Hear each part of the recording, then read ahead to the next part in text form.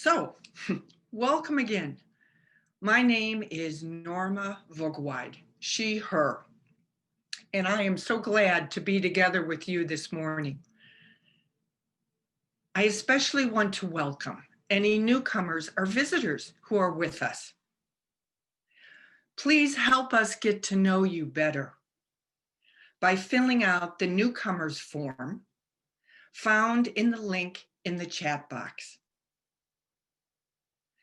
And while you're checking out the chat, feel free to type in a greeting so we can welcome you by name.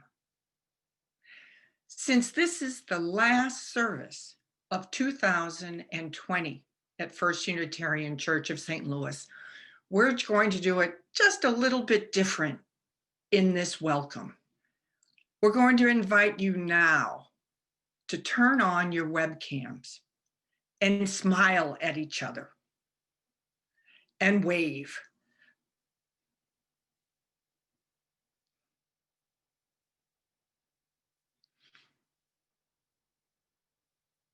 And now we can slowly turn them back off and switch back to speaker view if you'd like to.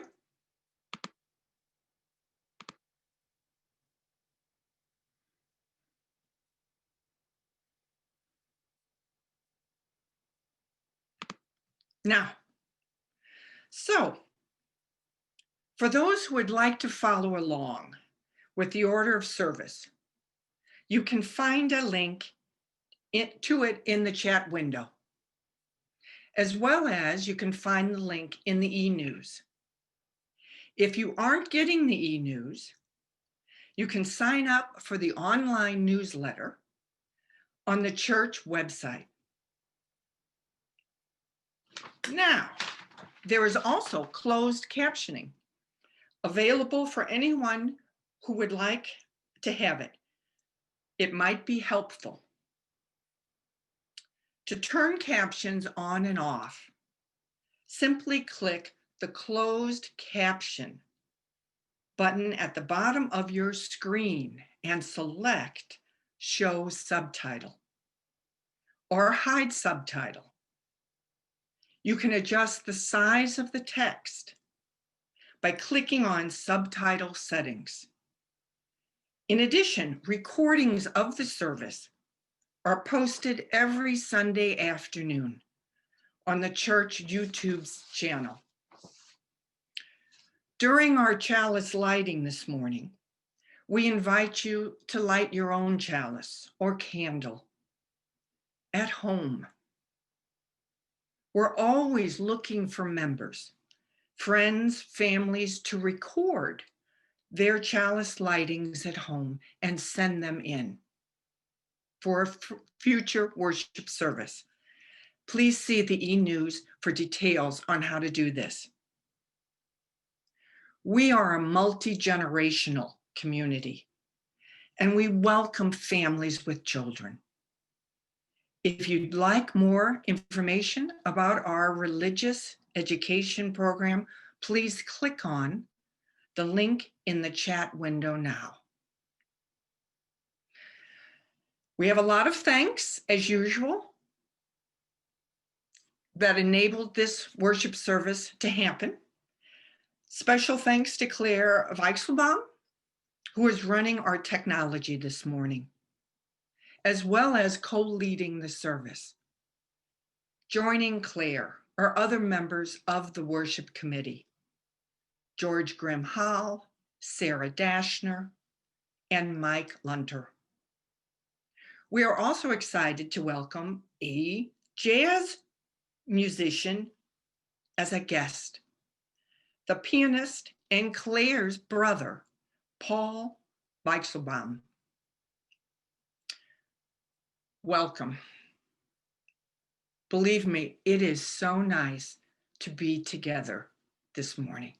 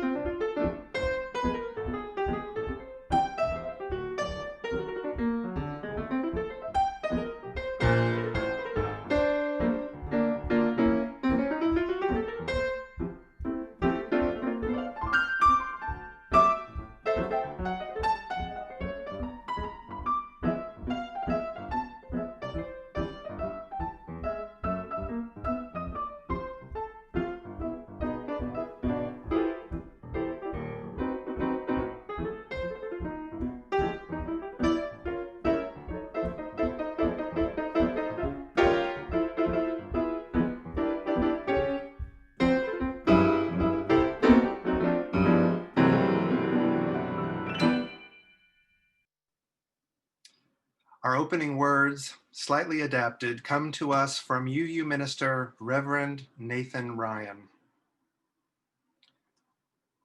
Whatever it is that you've brought into this sacred space that is weighing you down, leave it behind. Whatever you are carrying that is keeping you distracted or caught up in shame or guilt or hopelessness, leave it behind. If you need it, it will be there when we're done. But for this hour, just let it go. Come into this place with open hearts. Come into this place with a soul that has remembered how to be tender again. Come into this place with a renewed hope for this world. Come into this place ready to build a world we've always been worthy of and have always dreamed of. Amen. Please join us now in our opening hymn, the hymn for the month 352, Find a Stillness.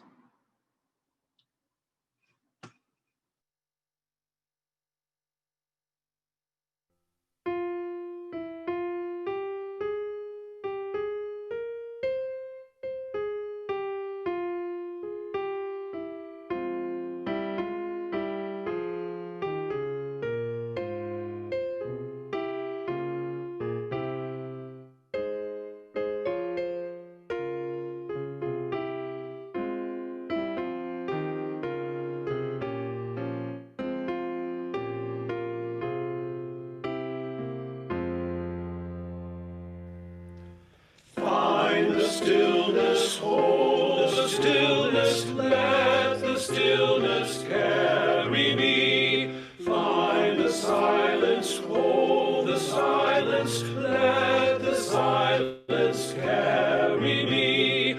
In the Spirit, by the Spirit, with the Spirit giving power, I will find true harmony. Seek the essence, hold the essence, let the essence carry me. Let me flower, help me flower, watch me flower, carry me. In the Spirit, by the Spirit, with the Spirit giving power, I will find true harmony.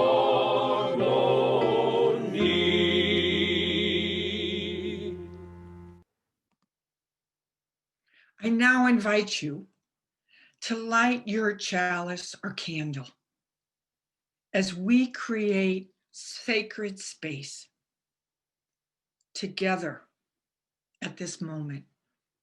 My words will then follow.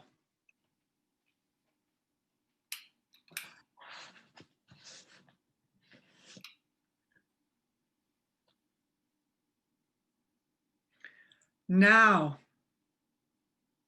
having heard the call to worship and sung out for stillness,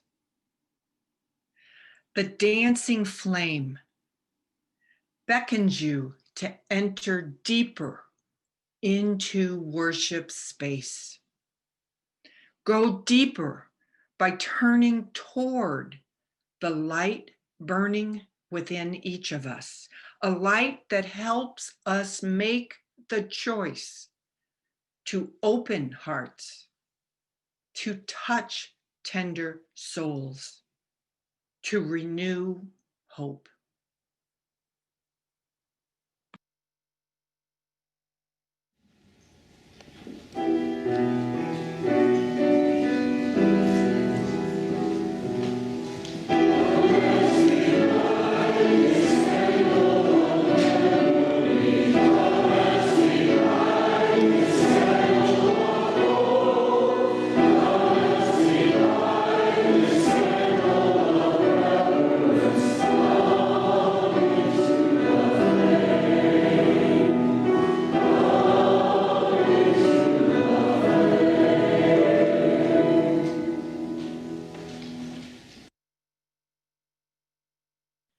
Good morning, everyone. My name is Claire Weichselbaum, she, her, hers, and I will be sharing our story for all ages this morning called Winter Candle.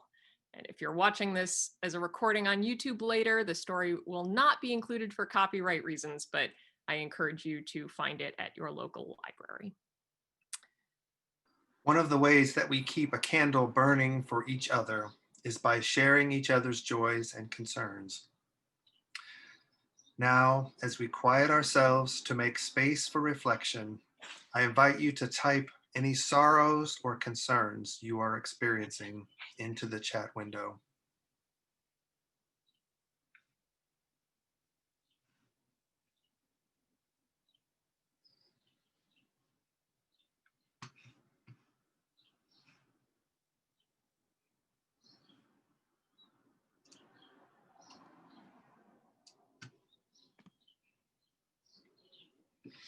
We read of a friend's mother who is still recovering from COVID.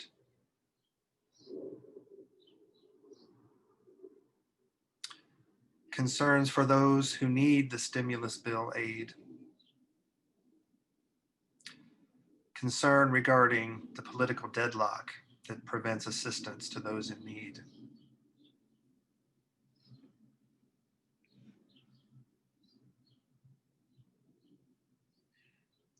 We read of a father in hospice who is likely to pass away soon.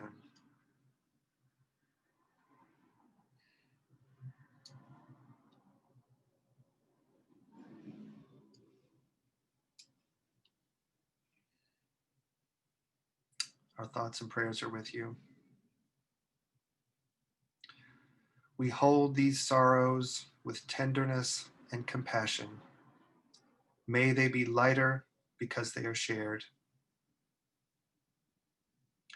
And as a community, we also share our joys with one another. I invite you to type any joys you wish to share into the chat window.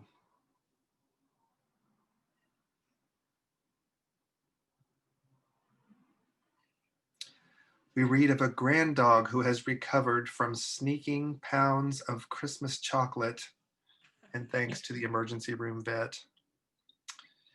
Gratitude for our new fireplace. Joy that 2020 is almost over. Thanks for Christmas Zoom.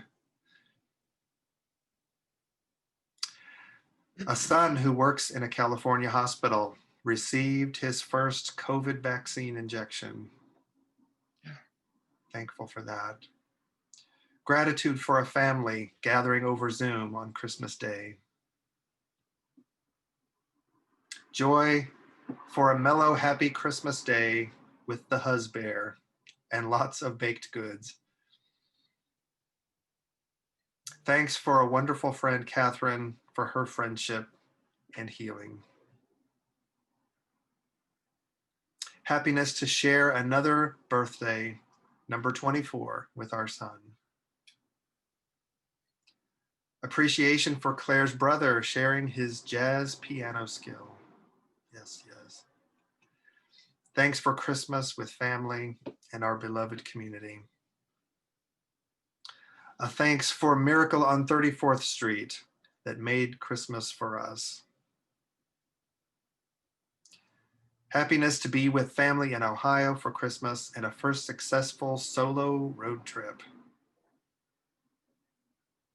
Gratitude for reconnecting with a special person. Joy over a wedding anniversary. Congratulations. Thanks for a walk with adult foster daughter in Laumeier Garden. And a thanks to a husband for giving me a wonderful Christmas in spite of the pandemic. We hold these joys with gladness and celebration. May they be magnified because they are shared. Now let us bring our spirits and our hearts together in a healing time of prayer and meditation.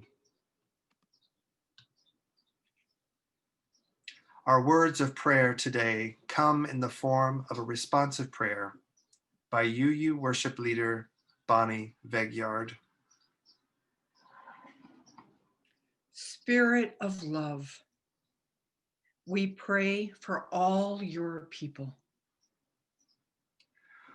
For people who are blind and cannot see, and for those who can see but are blind to people around them. Spirit, in your mercy, help us touch each other. For people who move slowly because of accident, illness, or disability, and for those who move too fast to be aware of the world in which they live.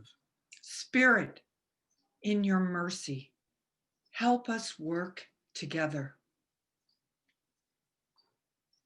For people who are deaf and cannot hear, and for those who can hear but ignore the cries of others. Spirit, in your mercy, help us to respond to others. For people who learn slowly, for people who learn in different ways, and for people who learn quickly and easily, but often choose ignorance. Spirit, in your mercy, help us grow in your wisdom. For people who have chronic illnesses for which there is no known cure or relief, and for people who live in unholy fear of developing chronic illness. O Spirit, in your mercy, help us and heal us. Amen.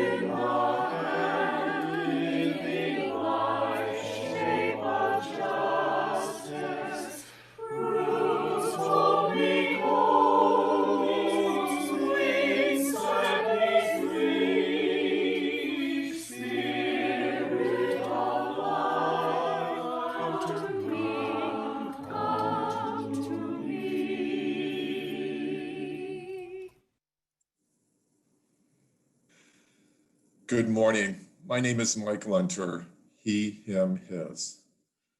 Our first reading this morning is by African-American theologian Howard Thurman. It helps address that what's next sort of feeling we often get after Christmas. When the song of the angels is stilled, when the star in the sky is gone, when the kings and princes are home, when the shepherds are back with their flocks, the work of Christmas begins. To find the lost, to heal the broken, to feed the hungry, to release the prisoner, to rebuild the nations, to bring peace among the people, to make music in the heart.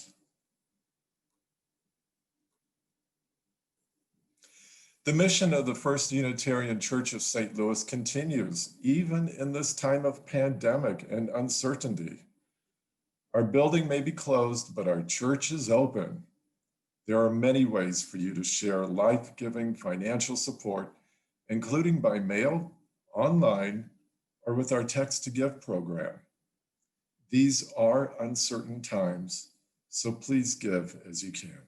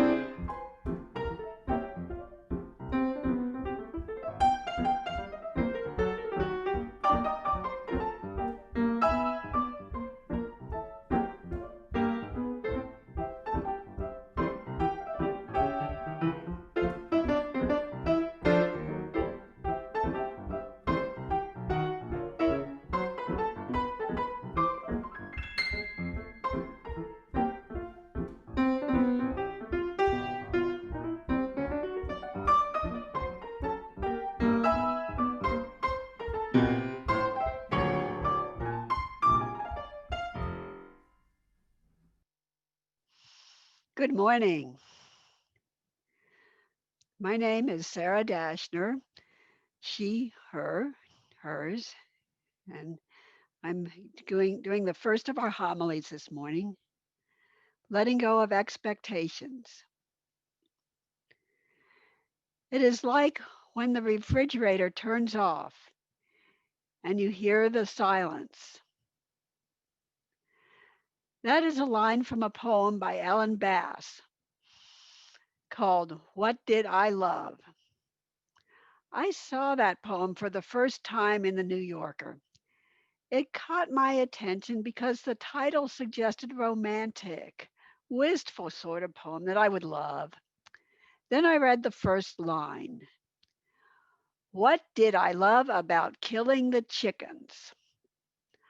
I think that tells you everything you need to know about the hazards of expectations. But I would like you to know that even though the leap from my expectations to the actual subject matter of the poem gave me intellectual whiplash, I highly recommend this poem. It gave me much better than I expected. For one thing, I now know how to kill and clean Cornish game hens. I could do that work, even knowing that, as a rule, it is not a poetic experience. Well, no, probably I could not do that work. However, I am grateful that through this poem, I have confronted this gritty aspect of sustaining human life. Like the poem, the pandemic exposes the flimsy story of our lives. When we lose our daily activities and social contacts, when we face disruption of employment, either as a personal crisis or as a broader economic crisis, and the ultimate fear of catching a potentially deadly disease, it is a frightening world and definitely not what we expected. So I have just introduced two different pandemics.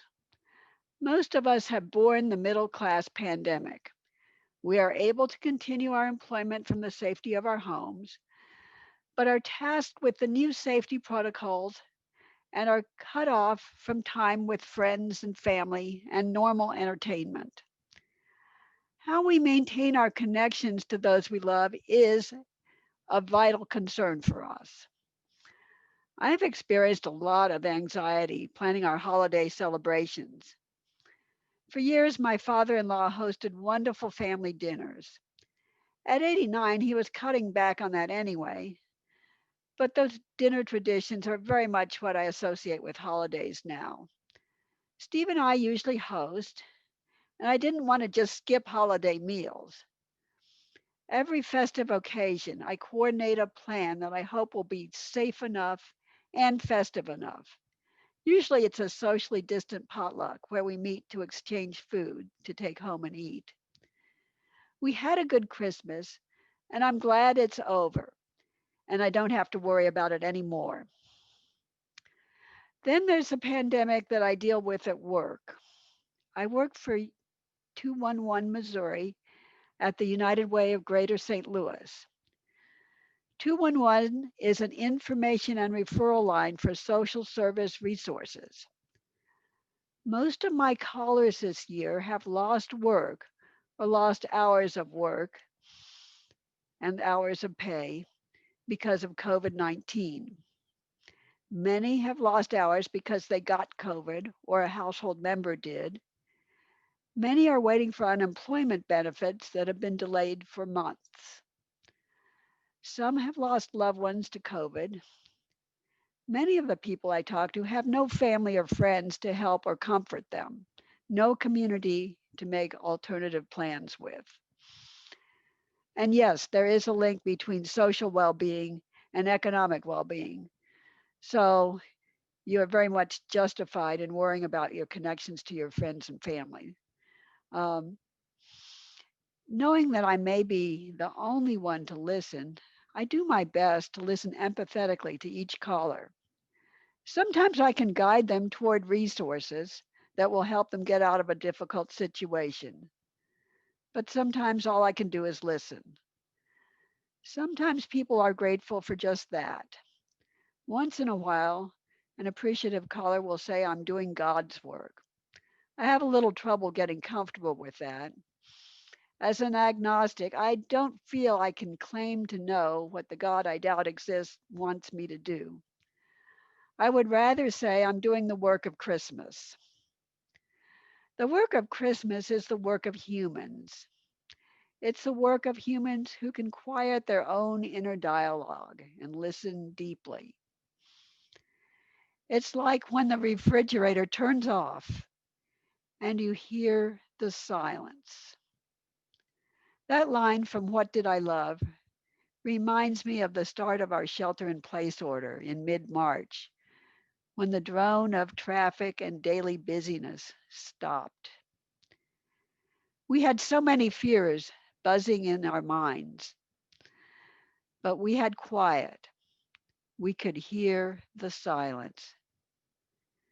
That kind of hearing is an invitation to deep listening. When we stop hearing all the possible reasons someone is suffering and listen to their lived experience, when we listen for their hope and their strength. That kind of hearing is when we stop listening to all the reasons we doubt someone else's faith experience and start listening to how their faith sustains them and how they sustain us. For some of us, the missed expectations of the pandemic have been devastating. For some, it has been mostly silver linings. For some, it has been a mix of both. No matter what, we have all been frightened. We all need to give and receive the work of Christmas. For there is strength and comfort in both giving and receiving. We all need to be both strong and vulnerable as we live beyond our expectations. Our second reading this morning is by UU minister, Reverend Rebecca Ann Parker. It invites us to contemplate the importance of choosing blessings over divisiveness. Your gifts, whatever you discover them to be, can be used to bless or curse the world. The mind's power the strength of the hands, the reaches of the heart, the gift of speaking, listening, imagining, seeing, waiting. Any of these can serve to feed the hungry, bind up wounds, welcome the stranger, praise what is sacred. Do the work of justice and offer love.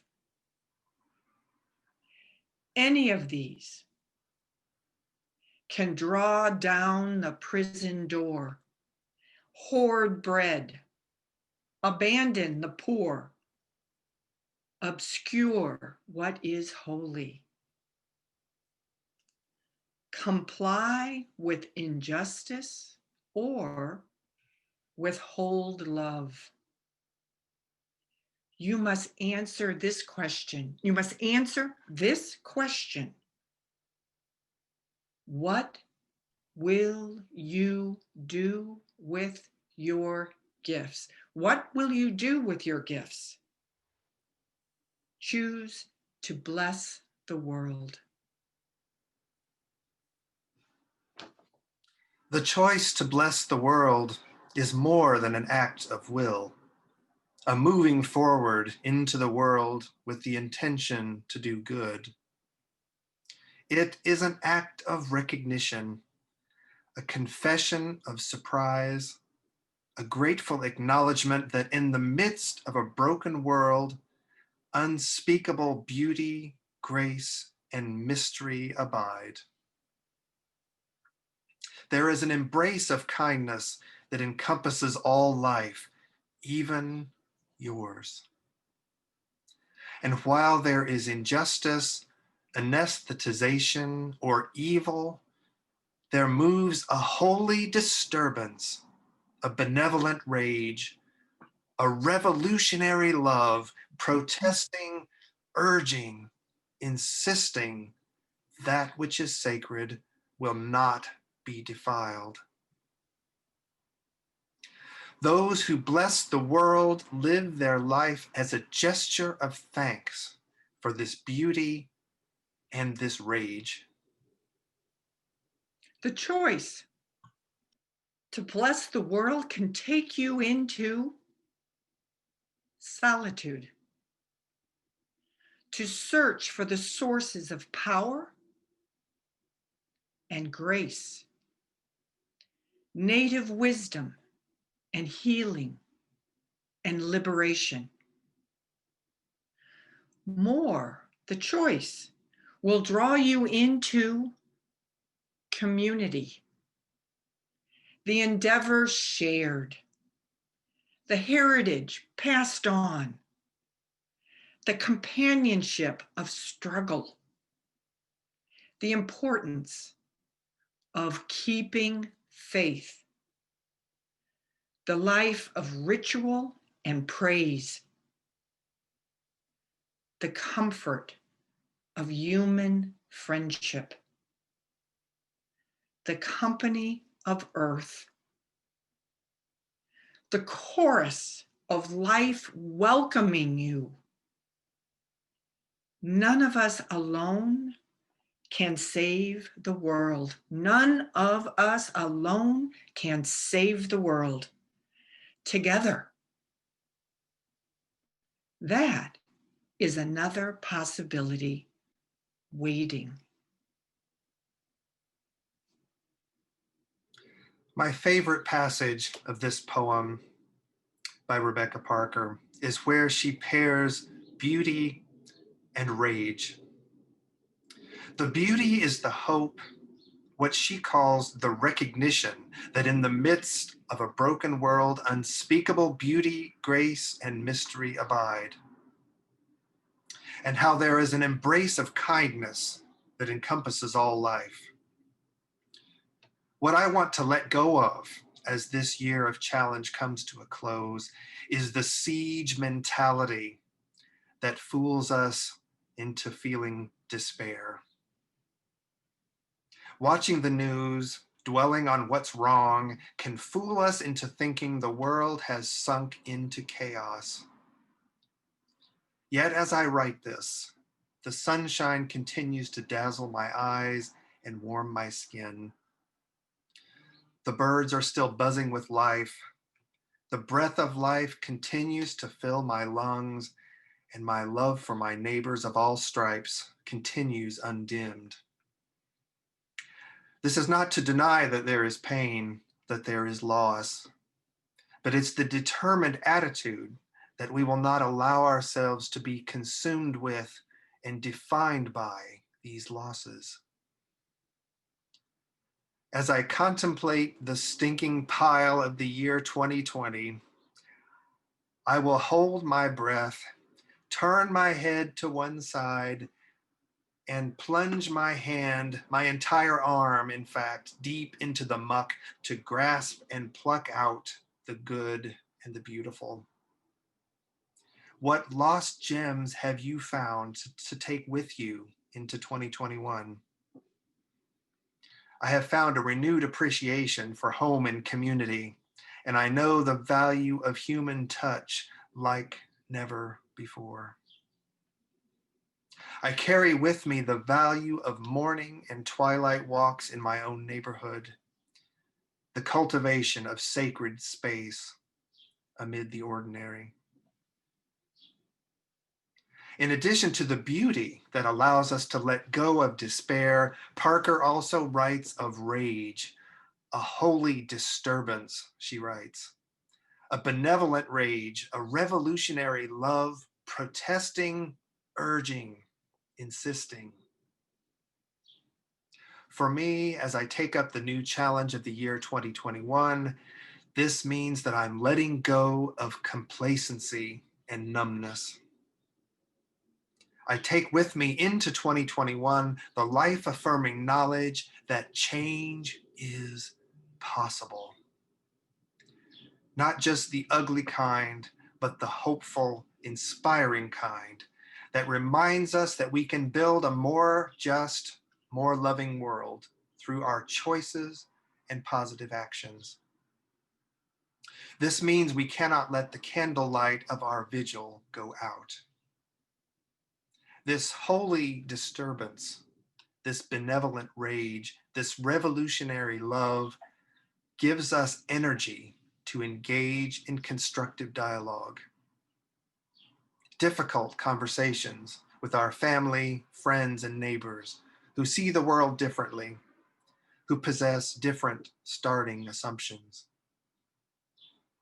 Like the prophets of old, we must conquer our fears and stand against the crowd when necessary to bring them back to justice, to love and compassion, to right relationship, to bring them back into the promise of our first principles not yet realized, the inherent worth and dignity of every person.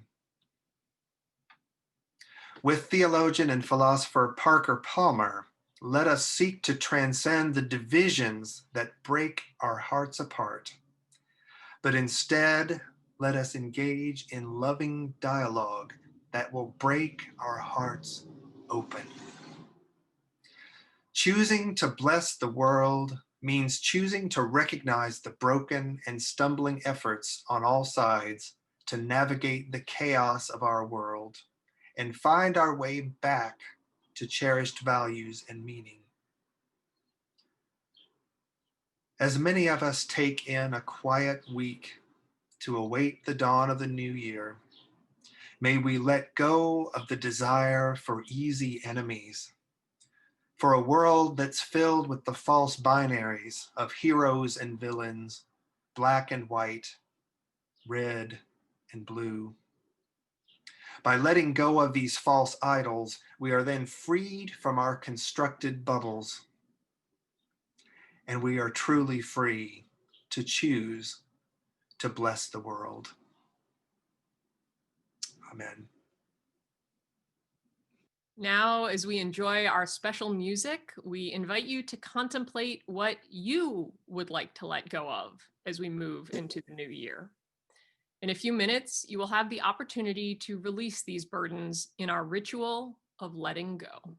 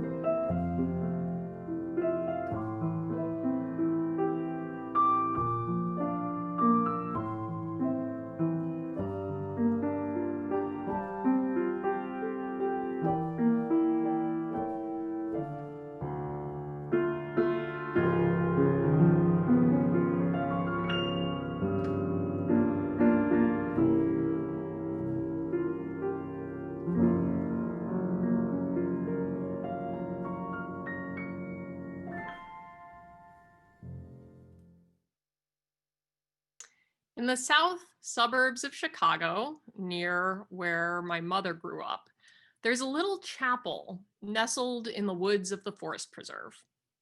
Known simply as the Center, this small interfaith organization hosts a variety of holiday celebrations throughout the year, and my family would often attend them when we visited my grandparents.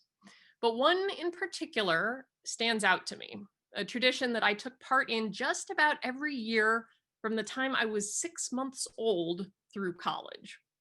This was the annual Yule log service, loosely based on the medieval European Christmas tradition, which itself grew out of Germanic pagan solstice celebrations.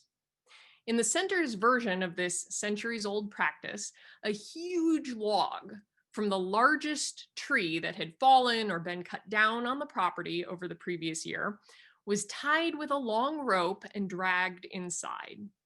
During the service, all the children were invited to come grab a hold of the rope and pull the log across the room into the fireplace, usually with a bit of help from an adult pushing it from behind too. Once the log was situated in the great stone fireplace and kindling lit around it, pine twigs were passed out to everyone, and we were all invited to close our eyes and think of anything we wanted to let go of from the past year. Dave, the director of the center, who usually led this part of the service, would make an analogy to cleaning out your attic or basement. He'd say, you've got to get rid of what you don't want to make room for what you do. Letting go of old grudges, resentments, hurts, or disappointments from the past year to make room for the new opportunities and joys to come in the new year. Then, after we'd all had a few minutes to reflect, we would begin singing Christmas carols as we filed one by one up to the fireplace to toss our twigs into the flames. As the room filled with the smell of burning pine and the sound of singing voices, you could almost feel it filling with hope for the coming year as well. When all the twigs were ablaze, we would move into the adjoining room to enjoy cookies and hot apple cider and to greet my grandparents' various cheek-pinching friends. It was that Yule log night that marked the beginning of the Christmas season for me, as well as bringing awareness that we were on the brink of a new year with all its possibilities. Variations on this tradition have been celebrated all over the world for centuries, including within our own congregation by various groups at various times. This year, although we cannot literally gather around a fire together, it seems more important than ever to reflect on the past year and symbolically release those things which we would prefer to leave behind as we head into 2021. And so we now invite you to share in the chat anything which you would like to let go of. Your words will be read aloud by Mike and myself, while George tosses slips of paper, which happen to be a cut up 2020 calendar, into the fire to represent this letting go of the old to make room for the new.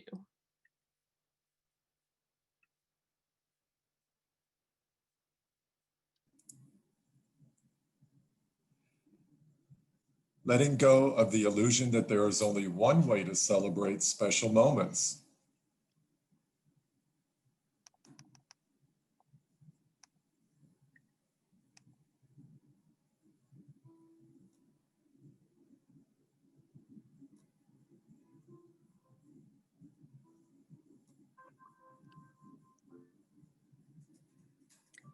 We let go of staying up too late.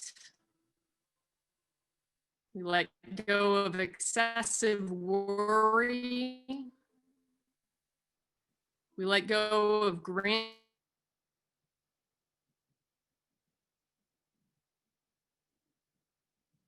We let go of loneliness.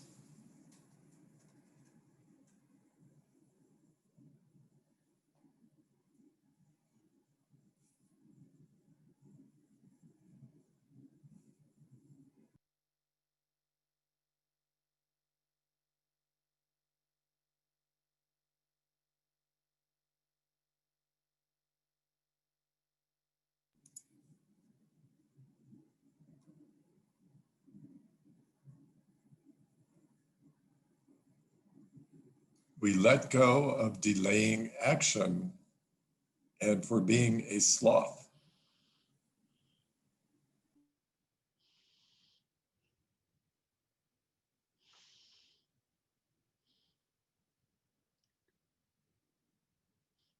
We let go of discord with neighbors.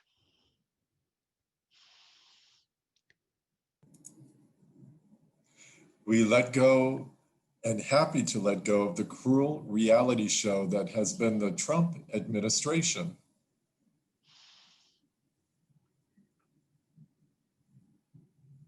We let go of immobilizing depression. We let go of pessimism about politics.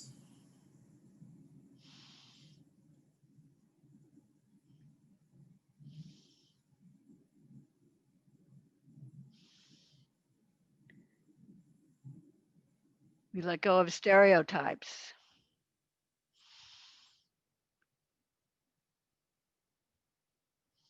We let go of the fear. It doesn't serve us well. We let go of anxiety about the future.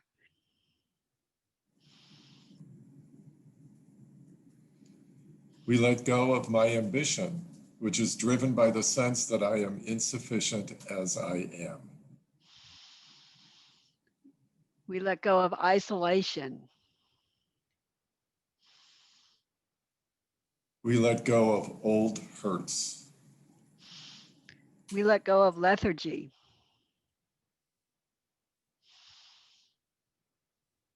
We let go of my negativity. We let go of certain definitions of success, our own, our children's. We let go of impatience. We apparently let go of my internet connection too. So sorry. We let go of waiting for sure knowledge of the future. We let go of regret over past mistakes I have made in order to make space for better choices in the future. We let go of fear. We let go of illness.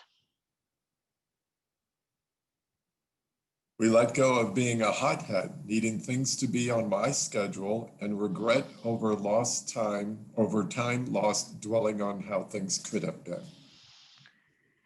We let go of assumptions. We let go of perfectionism.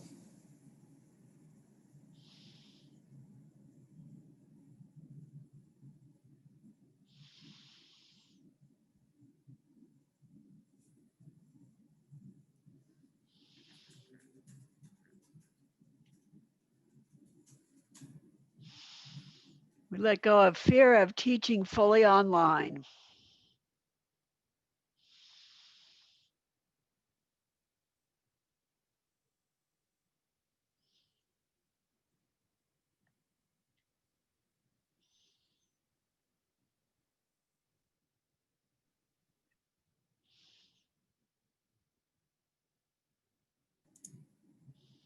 We let go of how family is supposed to be.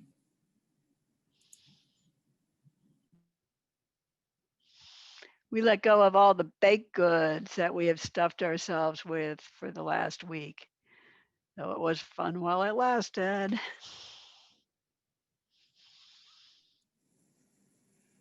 We let go of how family is supposed to be.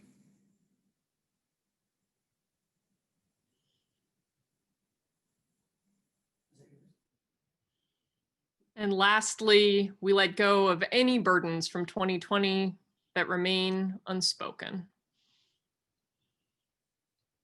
May the new year bring peace, joy, and blessings to the world. Now, please join us in our closing hymn, Bless the World, which is not in our hymnal, but comes from UU composer Elizabeth H. Norton. In addition to the words that will be shown on the screen, there is sheet music available in your order of service if you would like to view that. With our minds and our hearts and our hands, may we choose to bless the world. With our minds and our hearts and our hands, may we choose to bless the world. With our minds and our hearts and our hands, may we choose to bless the world. With our minds and our hearts and our hands, may we choose to bless the world.